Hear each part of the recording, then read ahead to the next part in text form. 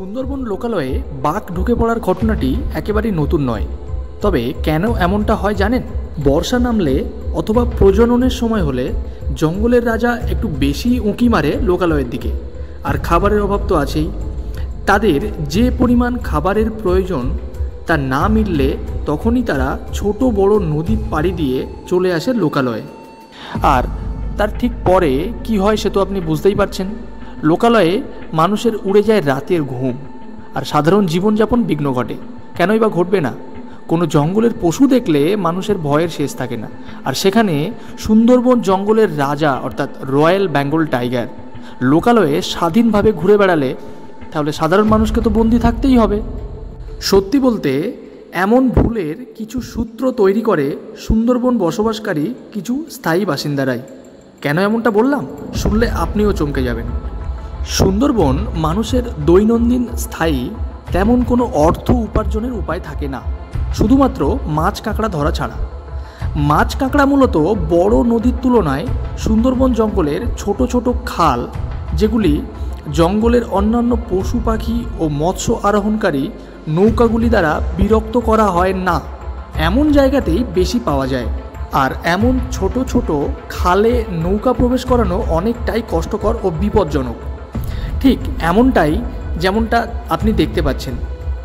এই ভয়াবহ ঝুঁকিপূর্ণ ছোট খালে থাকে যে কোনো মুহূর্তে প্রাণহানির ভয়।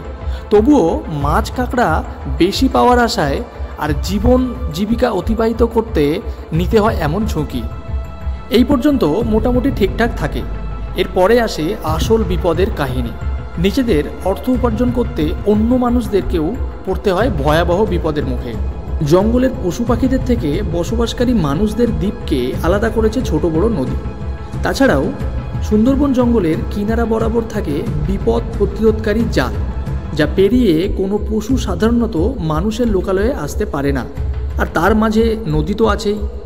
মাছ কাঁকড়া আরোহণকারী নৌকাগুলি যখন ছোট নদীতে প্রবেশের পথ খুঁজে বার করতে না পারে তখনই অপেক্ষা ভাটার। হ্যাঁ, ঠিক শুনেছেন, ভাটাতে নদীর জল কমে গেলে মোটামুটিভাবে বিপদ প্রতিরোধক জালের নিচের অংশ দেখা যায়। আর তা সহজেই কেটে তারা সুন্দরবনের গভীরে ছোট খাল দিয়ে ভেতরে প্রবেশ করতে পারে।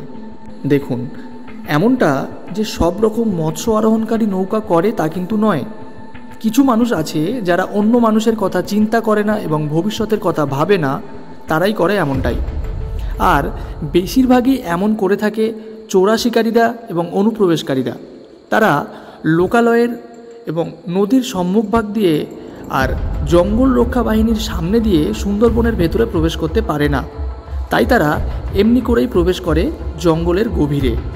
তাদের দেখানো এই পথ ধরেই লোকালয়ে প্রবেশ করে হিংস্র দানব অর্থাৎ রয়্যাল বেঙ্গল টাইগার। লোকালয়ে প্রবেশ করে চালায় তার ভয়াবহ তাণ্ডব। মানুষের পোষ্য গরু, ছাগল, ভেড়া এবং কুকুরের মতো প্রাণীদের উপর শুরু করে তার হত্যালীলা। কখনো কখনো বাদ যায় না মানুষও। লোকালয়ে প্রবেশ করে থাকা এই হিংস্র দানবকে অনেক কষ্টেই বন্দি করতে হয় এবং তার শারীরিক চিকিৎসা করার পর সুস্থ করে পুনরায় গভীর জঙ্গলে ছেড়ে দেওয়া হয়। আর এই সমস্ত প্রক্রিয়াগুলি করে থাকেন বন দপ্তরের কর্মীরা। সুন্দরবনের মানুষের কাছে এমন ঘটনা একবার দুইবার নয়, বহুবার হয় এবং হয়ে চলেছেও। কিন্তু এর সঠিক সমাধান পথ বলতে বন দপ্তরের কর্মীদের পাহারা আরও বাড়াতে হবে এবং খাবারের খুব একটা অভাব যাতে জঙ্গলে না দেখা যায় সে ব্যাপারে ব্যাঘ্র প্রকল্পে যারা নিযুক্ত আছেন তাদেরকে একটু চর্চাতে থাকতে হবে, যদি আমরা সুন্দরবন বাঘের সংরক্ষণ চাই তবেই। আর সবথেকে বড় ব্যাপারটি হলো চোরা শিকারী ও অনুপ্রবেশকারীদের আটকাতে হবে।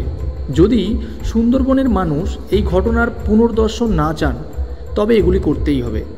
সুন্দরবনের লোকালয়ে বাঘ প্রবেশ করলে তাকে কিভাবে ধরা হয় এবং তার কৌশল ও তাকে পুনরায় মুক্তি দেওয়ার পদ্ধতি নিয়ে একটি বিস্তৃত ভাইরাল ভিডিও এর আগে আমি আপনাদেরকে দিয়েছিলাম। যারা এখনও ভিডিওটি দেখেননি তাদের জন্য আমি এই ভিডিওর ডেসক্রিপশান বক্সে লিঙ্ক দিয়ে দিলাম, অবশ্যই দেখবেন এবং কমেন্ট করে জানাবেন পুরো ভিডিওটি আপনাদেরকে কেমন লাগলো। সুন্দরবন সম্পর্কে এমন সব তথ্য পেতে এবং ভ্রমণমূলক ভিডিও দেখতে অবশ্যই সুন্দরবন সেবিকা ট্রাভেলসের পাশে থাকুন। ভিডিওটি ভালো লাগলে অবশ্যই লাইক, শেয়ার অ্যান্ড সাবস্ক্রাইব করবেন। সকলে ভালো থাকবেন। ধন্যবাদ সকলকে।